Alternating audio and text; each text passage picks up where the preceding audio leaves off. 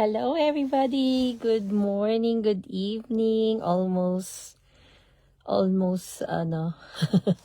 madilim na dito, guys. Ho ho ho, Merry Christmas. It's Coach Eileen here for another day, another chika with yours truly. Hello, happy Sunday everybody. How was your day? I'm coming to you live here. Susundo ako ng anak. Napakasipag niyang mag-aral, guys. Exam week midterms, I think. So, she always wants to go to the library to study kasi she feels distracted pag sa bahay lang. It's funny how she feels that way kasi medyo inaantok daw siya pag nag-aaral lang siya sa room niya. So, yon. So, I'm here. Sunduin ko siya. Then, well, I don't know if she wants to do something else. Then, we're gonna go to the church. Late kami nag-church ngayon kasi late akong nagising, guys. Anyway, I'm just gonna show you the beautiful library here. Ang ganda ng architecture. Pasensya na madilim, guys, kasi madilim na. Alas 4 pa lang. Tingnan nyo naman. Oh my gosh. Lamig-lamig. Malamig ngayon, guys. Kaya, as much as possible sa bahay lang. So, I'm gonna share with you. Ang ganda ng architecture ng, ano na to. Tada! Ang ganda, diba? It's one of my favorite library. Magaganda ang libraries dito, guys. So, anyway, yon. Wala lang, sa bahay lang, nakinig ng mga, self-development, audios, podcast, chill lang tayo Sunday. We really need to slow down, guys. Slow down, as if naman, no? Yeah. Because, sabi nga nung pinakikinggan ko kanina, hindi kailangan mag-hustle hard. Kailangan lang is talagang i-prioritize mo or ayusin mo yung schedule mo. And to actually live life. Hindi pwedeng laging hustle lang. Yung mga tipong nasa bakasyon daw. May laptop pa rin nakasama dito kasi medyo maliwanag, guys.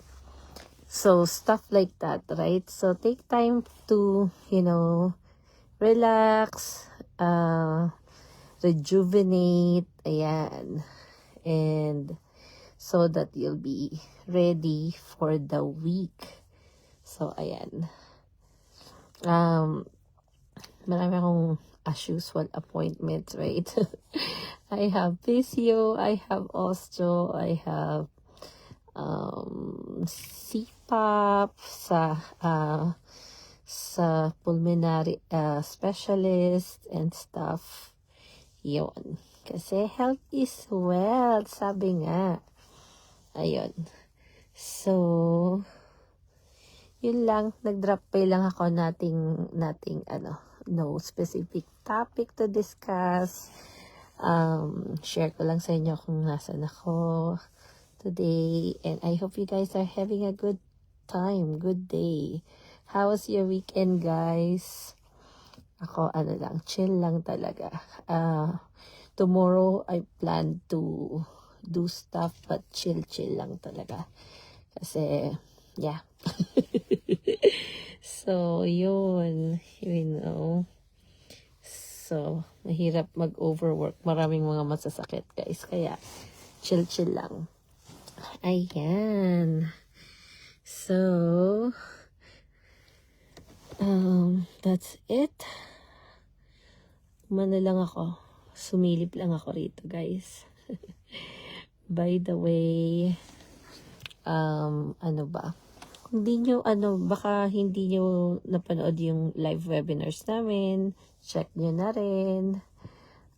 Libre lang naman siya. And yeah, yun lang pinapromote namin.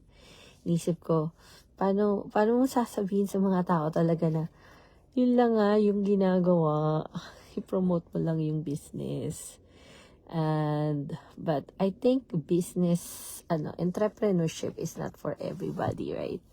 So, it's just for those who actually want it, or want more, or not comfortable where they are.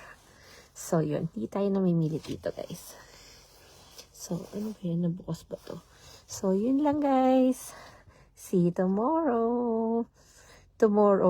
I think, like, for the whole week, I want to do like a content that's kind of related. Pero, pag weekend, chill lang tayo. Just wanna show up and not miss my streak to show up here. I hope you guys are, let me know if you want to discuss any topic, or if you have any questions about my business and how it's changing lives. Because sometimes our business is not just about,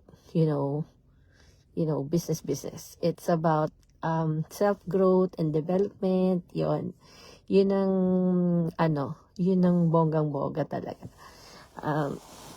And be able to be surrounded with those people who are like-minded, meaning they want the same thing. They want time freedom. They want peace, financial peace.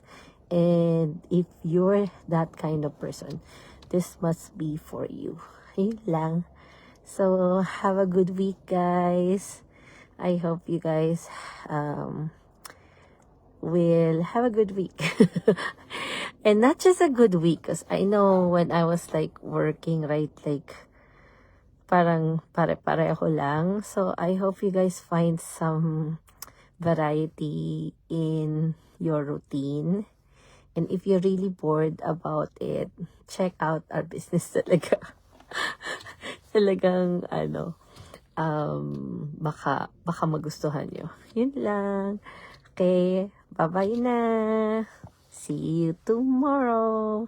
Bye everyone. Thank you for watching.